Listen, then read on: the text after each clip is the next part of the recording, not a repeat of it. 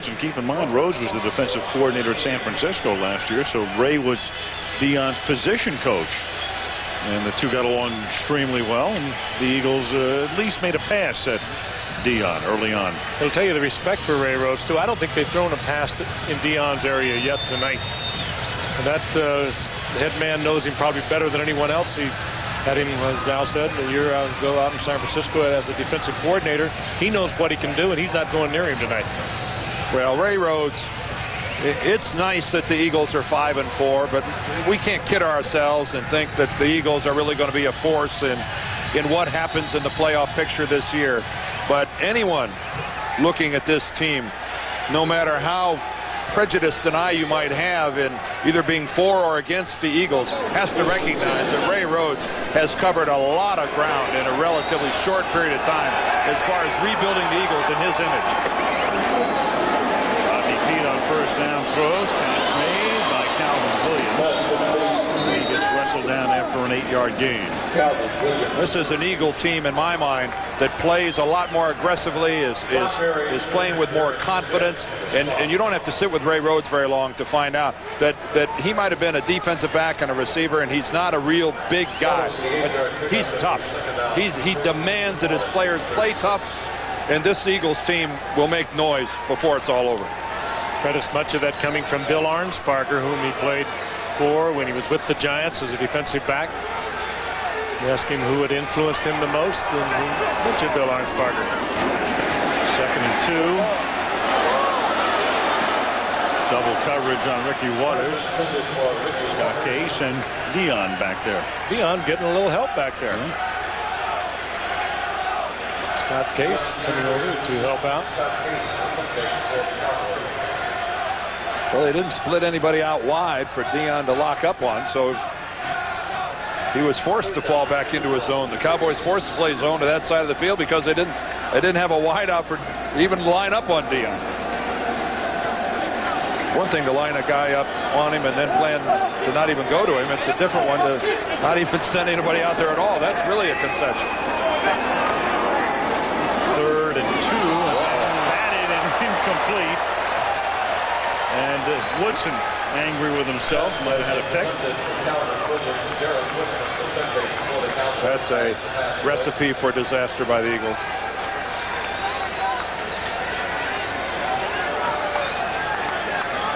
Rodney trying to get something happening. Woodson stepping in front of it and almost came away with it. Tom Hutton to punt.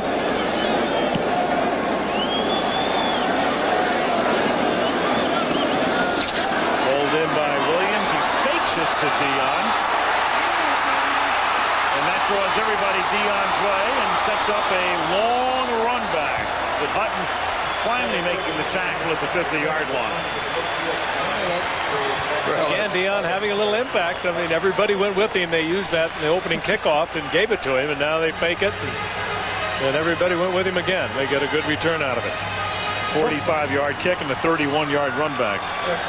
That's kind of the story of Hutton's season. Tommy up among the league leaders in gross punting, but near the very bottom in net punting, meaning that teams have been running back his kicks with great proficiency this year. And Wade Wilson comes in to finish up at quarterback.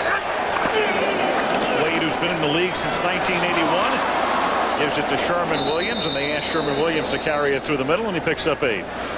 Flag down.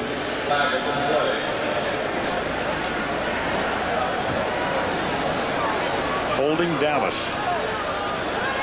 Goes rolling along towards the San Francisco date. A little of the glow has come out of that one because of San Francisco's struggles. Holding number 70. Offense 10 yards. First down. Troy with a pretty awesome evening throwing the football, 1 touchdown and 1 interception. Keep in mind, though, that interception was a pass that really was in the arms of Michael Irvin. It was just a great play by McMillan stripping that thing out of there. And a kind of a fluke interception. Wade Wilson has spent most of his career with the Minnesota Vikings, gives it to Williams, and he's tackled at the 39-yard line.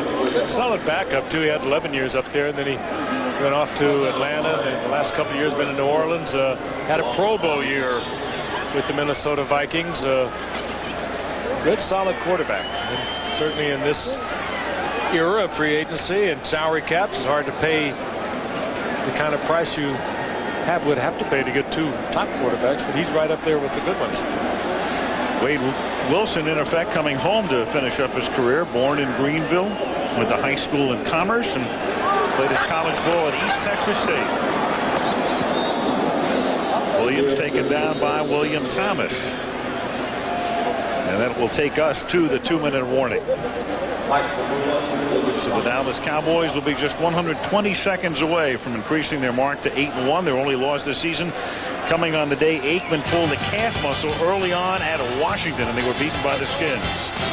34-12, Dallas.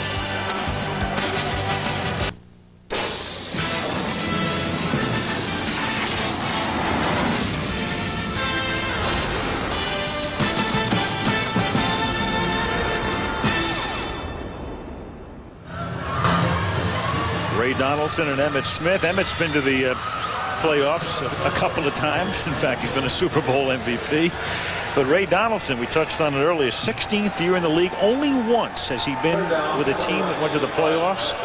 The Indianapolis Colts back in '87, and they went out in the first round to Cleveland. Robert Jones, the middle linebacker, and his defensive unit doing its job tonight, and the Dallas Cowboys efficiently on their way to victory number 8 in 9 games. Well, they hit pretty good jackpot with Ray Donaldson. He's 37 years old, but he's healthy. He's been a 4-time Pro Bowler and doing a fine job in the middle of this offensive line. 39-yard line. Sherman Williams picking up about 4. Here's a reminder coming up on Sunday. You've got Michelle Kwan, Nicole Bobbick, and an elite international field on the Sudafed Skate America International coming your way, the ladies and dance competition this Sunday. 4 Eastern and 3 Pacific. 4th down in the rain now in Dallas. Jet to kick.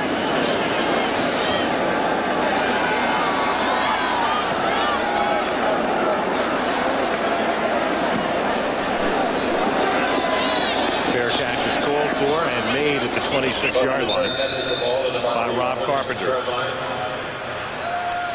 We can tell you the executive producer of ABC Sports is Jack O'Hara. And tonight's game produced by the Wolfman himself, Ken Wolf, and directed by the great Craig Janoff.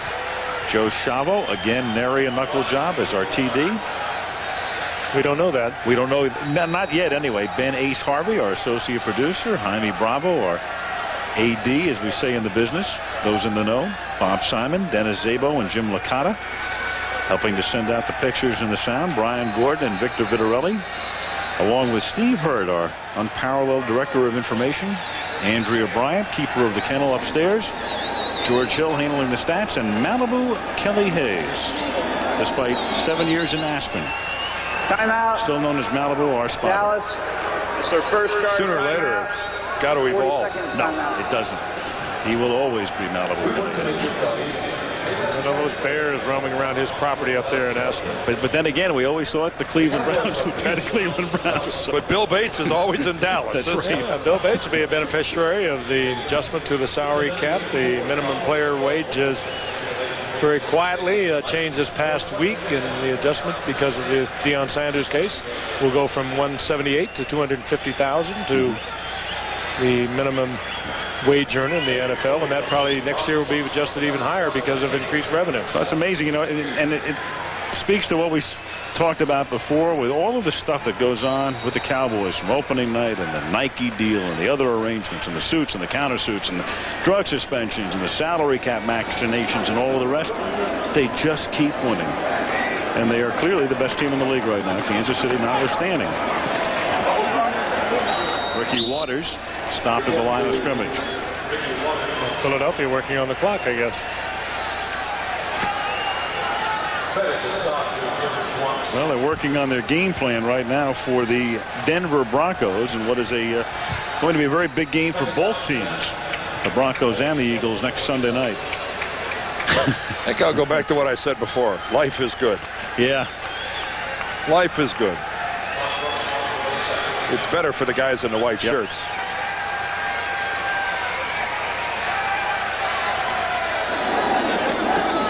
Garner. And that's going to wrap it up.